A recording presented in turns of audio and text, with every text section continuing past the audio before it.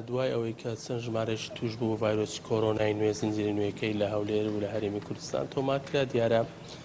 ڕێکارەکان لەسەر ئاستی لەژنەی باڵای کۆرۆنا و وەزارەتی ناوخۆ هەروەها پارێزگای هەولێریش بە دیاریکراوی ڕێکارەکانی تونتر کرد بۆ پێی کە ژمارەی ئەو توشبوانەی کە ڤایرۆسە نوێیەکەیان تۆمار کرا بەسەردا لە سنووری پارێزگای هەولێر بوون بۆیە ڕێکارەکان لە هەولێر تونترن بەوەی کە بڕیارەکانی لەژنەی باڵای کۆرۆنا و هەروەها پارێزگای هەولێر دیارە بەپێی ڕێکارەکان یەکێک لە خاڵەکانی نێو بەیاننامەی لێژنەی باڵای کۆرۆنا و پارێزگای هەولێر بەتایبەت ئەوەیە کە لە نێو مزگەوتەکان دەبێت بەڕێوە شوێنی توندی تەندروستی و باستنی دەمانک و هەروەها لە یەکتر دوورکەوتنەوە نوێژە بە کۆمەڵەکان بکرێت. من گفتگۆی زیاتر لەگەڵ بەڕێز مامۆستا زانانگەردە سۆری پێشنوێژ و تارخوێنی مزگەوتی ڕەوزە دەکەم مامۆستاگەر بێیتە ئێرە گەر باس بکەی ڕێنمایی ئێوە هەم لەلایەن وەزارەتی ئەوقاف و لێژنەی باڵای کۆرۆنا کە بۆتان هاتووە چێ زیاتر تا چەند نوێشخوێنان بەدەم ئەو داواکاری ئێوە ئامۆژگاریتان چییە؟ بەناوی خۆی گەورە و میهرەبان پێشەشی سپاس لە بۆ دەرفەتە و وەزارەتی ئەوقاف و ئەو کۆبوونەوەی ئەو جارەی کە لەسەر دانیشتنی کۆبوونەوەی لەسەر نەخۆشی کۆرۆنا زیاتر ئامۆژگاری خەڵک بەو نەوع دەکرێت کە ئیتیمان بە پاک و خاوێنی بدەن لە مزگەوتەکان و لە شوێنە گشتیەکان دیارە ئەو نەخۆشیێت تیازە دەیەوێت سەر هەڵداتەوە و کۆمەڵە کەسیش توش بووە لۆی کامە پێشی ئەوەی کە حاڵەتەکە بیتە دیاردەیەکی گشتی و خەڵکەشی زۆر توشبی پێویستە بەڕاستی ڕێنمایەکانی تەندروستی بە جوانی جێبەجێ بکەین. جا وەزارەتی ئەوقافیش دیارە کۆمەڵک ڕێنمایی دەرکرد ئێمەش بە نوێژخوێن و بە ئەهلی مزگەوت و ئەو کەسانی کە هاتوچۆی مزگەوت دەکەن چەند خاڵک لە خۆ دەگری یەک لەوانە مەسەلەن پاک و خاوێنی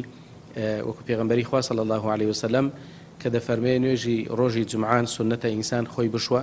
خۆششتن و خۆپاکردنەوەیەکە کە لەوەی کە بەڕاستی ئەو ڤایرۆس و نەخۆشیانەمان لێ دوورخاتەوە و پاشان بەستنی ماسک و دوورخستنەوەی نوێژخوێنەکان لە یەکتری و پاشان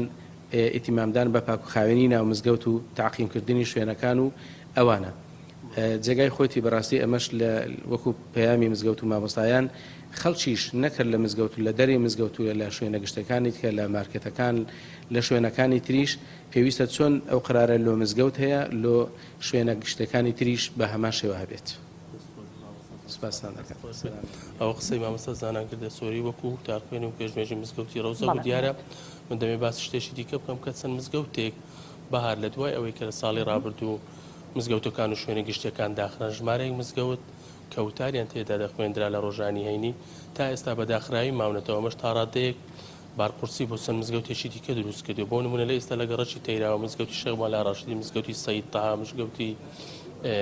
کاچی هیرانی ئەو مزگەوتانە داخراون قەڵەباڵغی لەسەر مزگەوتەکانی کە دروست کردووە ئەمەش تا ڕادەیەک گرفتی زیاتر بۆ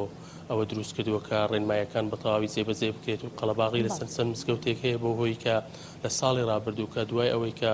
ڕێکارەکان تونکران و دواتر ڕێکارەکان ئاسایی بوونەوە چەند مزگەوتێک تا ئێستا بە داخراوی ماونەتەوە و ڕۆژانی هەینی وتاریان تێدا پێشکەش ناکرێت تەنها نوێژە بە کۆمەڵەکانی ڕۆژانی تێدا بەڕێوە دەچێت و ڕۆژانی هەینی وتاری تێدا پێشکەش ناکرێت و بە داخراوی دەمێننەوە. بەڵێ ئومێد سپاس.